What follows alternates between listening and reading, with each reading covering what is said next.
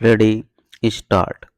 अध्यक्ष महोदय, मानव संसाधन विकास मंत्रालय की मांगों के संबंध में बोलने के लिए मैं खड़ा हुआ हूँ।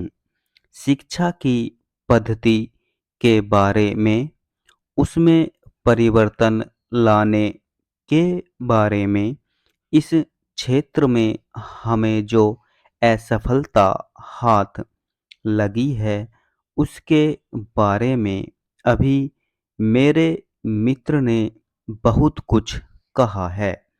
दुर्भाग्य की बात यह है कि देश में सभी लोग यह मानते हैं कि शिक्षा में प्रगति नहीं हुई है।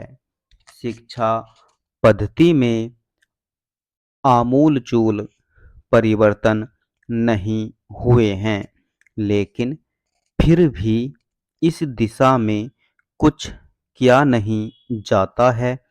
ऐसा प्रतीत होता है कि इस विषय में कुछ भी करने की स्थिति में हम नहीं रहे हैं। स्थिति ज्यों की त्यों चली आ रही है। इतना होने पर भी शिक्षा की मद पर होने वाला जो खर्च है और जो उसके लिए धनराशि आवंटित की गई है वह भी बहुत थोड़ी है। लेकिन उस पर न जाकर मैं आपका ध्यान इस ओर दिलाना चाहता हूँ कि मर्ज बढ़ता ही गया ज्यों-ज्यों दवा की बाली कहावत ही आज चरितार्थ हो रही है। जितने ज़्यादा आयोग और समितियां बैठीं और जितनी ज़्यादा शिक्षा पद्धति के बारे में छानबीन की गई, उतनी ही ज़्यादा बीमारी बढ़ती गई। बीमारी का इलाज न होकर और भी खराबियां पैदा होती गईं।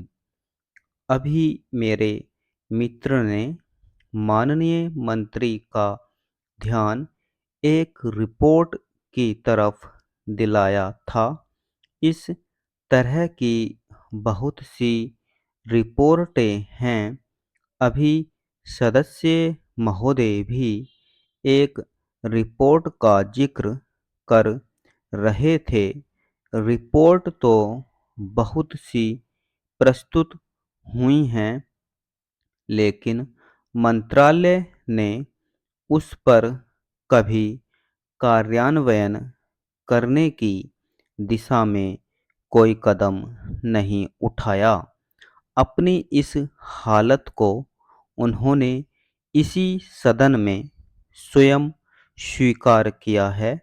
अपनी विवशता को उन्होंने स्वयं यहाँ प्रकट किया है।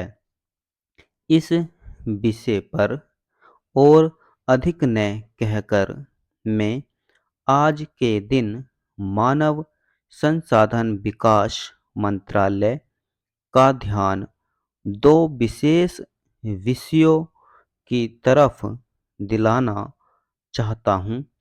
पहली बात तो मैं हिंदी के बारे में कहना चाहता हूँ। मंत्रालय का काम हिंदी का प्रसार और प्रचार करना है।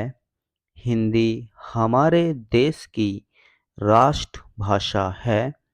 संविधान ने उसको राष्ट्रभाषा का स्थान दिया है, लेकिन हिंदी को वह स्थान अभी तक भी ठीक से प्राप्त नहीं हुआ है। इसके कई कारण हो सकते हैं। एक कारण हिंदी प्रेमियों का अधिक उत्साह हो सकता है। दूसरा दलगत राजनीति से प्रभावित होकर राजनेताओं का